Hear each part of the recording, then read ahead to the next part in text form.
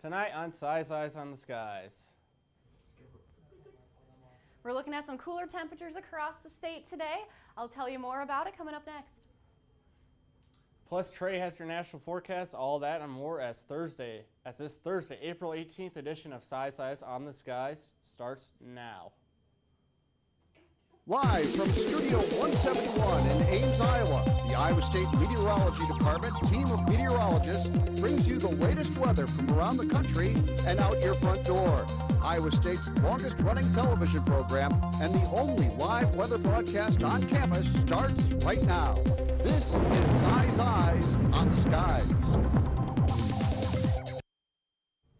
All right, welcome back to Size Eyes. I'm now joined by Rachel. Rachel, it's definitely a lot cooler than it was yesterday, and however, it's looking really nice for the weekend. But yesterday we missed out on some storm chances here across the metro. Yeah, absolutely. It was pretty nice out yesterday, and the storms came through, took our temperatures for a tumble. Yeah. I will definitely tell everyone more about that. It's okay. Yeah, like I said, temperatures are cooler. We got 52 up in Spencer, 46 in Decorah. That's pretty chilly. We got 47 in Dubuque.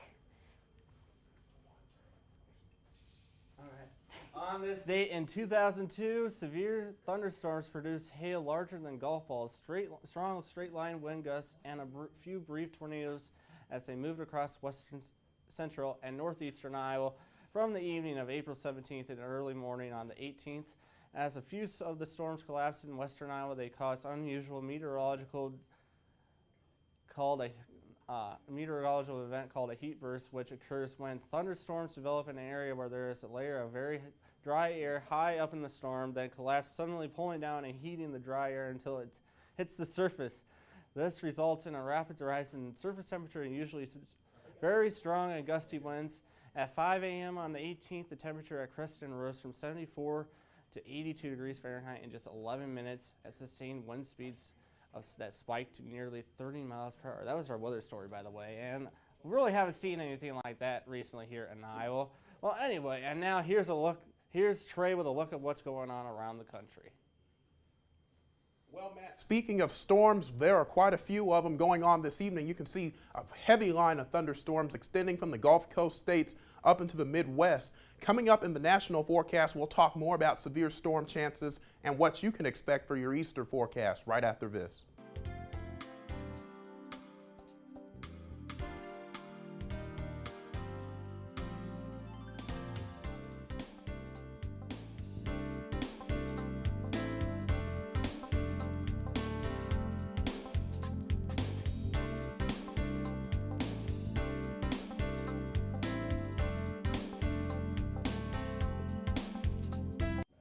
All right, welcome back. Now here's Trey with a look at what's happening around the nation. Trey? Well, before the break, we talked about thunderstorm chances, and there are certainly quite a few of those going on across the nation this evening. This is a look at the national satellite and radar picture. You can see heavy thunderstorms associated with a complex of storms moving across the deep south this evening. There are tornado watches, tornado warnings. Jackson, Mississippi earlier got pretty hit hard with a lot of these storms. And so this was all associated with a storm system that was developed yesterday on the plains. And so now that system is moving off to the east. So now we're taking a closer look at what's going on across the Midwest this evening. Across the upper Midwest, we're on the backside of the system, getting those northwesterly winds, cooler temperatures. And so that's going to set the stage for a nicer weekend. Let's take a look at the watches and warnings that are in place right now. You can see tornado watches for the county shaded in yellow across central Alabama, down into southeastern Mississippi. A lot of flooding as well along the Mississippi River Valley and Ohio River valleys.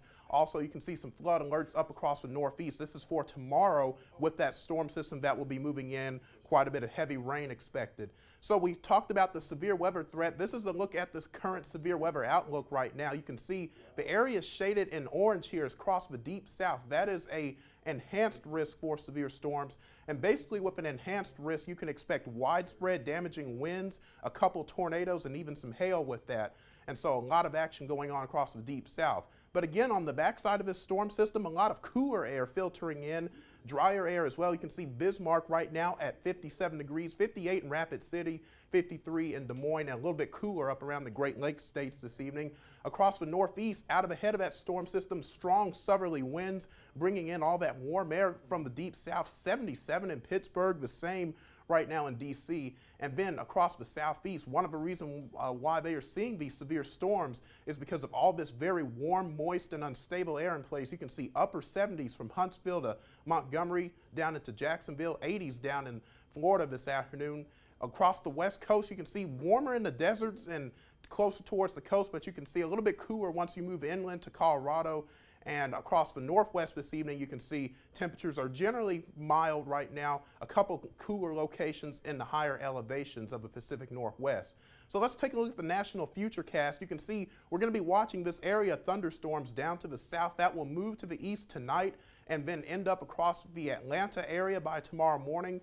Some of those storms could be severe, again, with damaging winds and a couple of tornadoes. You can see that heavy rain extending up through the Ohio River Valley up to the Great Lakes states, and then we're going to continue to watch this system tomorrow, likely going to be a mess along the East Coast with severe storms in the Carolinas and then wraparound moisture extending back into the Tennessee Valley. Meanwhile, once you move up to the Pacific Northwest, a couple more areas of showers and thunderstorms up across the Pacific Northwest, but if you're across the middle part of the nation, looking pretty good. Not a whole lot of activity as high pressure filters in, and so that promotes sinking and stable air. And then you can see as we head into Saturday, that storm system still on the East Coast with quite a bit of heavy rain. Here's a look at the forecast in the upper atmosphere. We're going to take you through the next couple days so you can see what your Easter weekend will look like. One of the reasons why we're dealing with all this active weather right now, huge upper level trough, rising air ahead of that, moisture in place, showers and thunderstorms. Now we're going to advance here to go a little bit forward. You can see that trough is going to move to the east, and then a ridge of high pressure in the upper levels of the atmosphere will build in for this weekend. And so where this ridge is in place, you can expect generally warmer and drier conditions. And then that trough, it takes a while, it deepens across the East Coast, but we're still dealing with the ridge by Saturday across much of the middle part of the nation, and then another upper level trough coming in across the Pacific Northwest. Here's my select city, Kansas City, Missouri. A very nice weekend in store with temperatures in the 70s and then approaching 80 on Sunday. Next chance of thunderstorms will arrive Monday into Tuesday with another upper level disturbance moving through and then a little bit cooler. All right, thanks Trey for that great national forecast. What year did the enhanced Fujita scale replace the Fujita scale? Is it A, 2005, B, 2006, C, 2007, or D, 2008? And we'll have your riveting answer coming right up. Now let's have a look at the week ahead with Rachel. All right, as I said earlier, it cooled down today, and we're looking at a nice Easter weekend and chances of rain early next week. I'll have more in my full forecast coming up. All righty. Looks like we got cool temperatures right now, 51 degrees, somewhat brisk winds from the north bringing those cool temperatures in. And we have a little bit of showers across northwest Iowa, but not much in the way of rain, just a few clouds here and there. Temperatures still holding pretty cool, 55 in Des Moines, 54 in Ames. We're looking at 50 now in Decorah and 50 in Dubuque. And if we look at our future cast, these are the showers happening right about now, and they're just going to dissipate, move off, and we're going to be looking at a pretty clear weekend. It's going to be nice, it's going to be sunny, so get ready to enjoy the days. And it's a good thing the rain's all moving out because we have some active flood alerts up in Spencer. There's a few rivers flooding up there. We got the Missouri River, we got the Mississippi River flooding, but it should begin to subside a little bit as we get a break from the rain. Tonight we're looking at clouds clearing out, 37 degrees is our low. A little windy, but not too bad.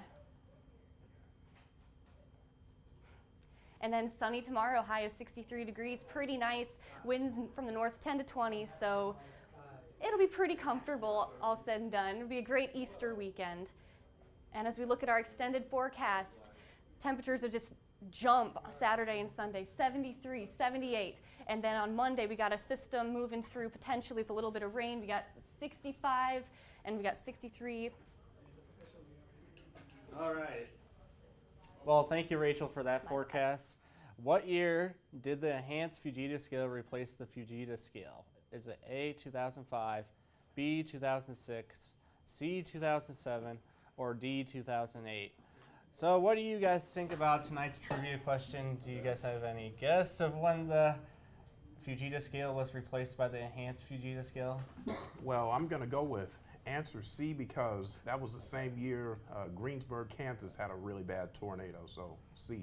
What do you think, Rachel? I'm thinking it was a little earlier than that. It feels like it's been around for a while, so I'm going to go with A, 2005. Well, it actually happened the same year that the National Weather Service changed from county-based warnings to polygon warnings, and that was C, 2007. So Trey was right. Nice try, Rachel.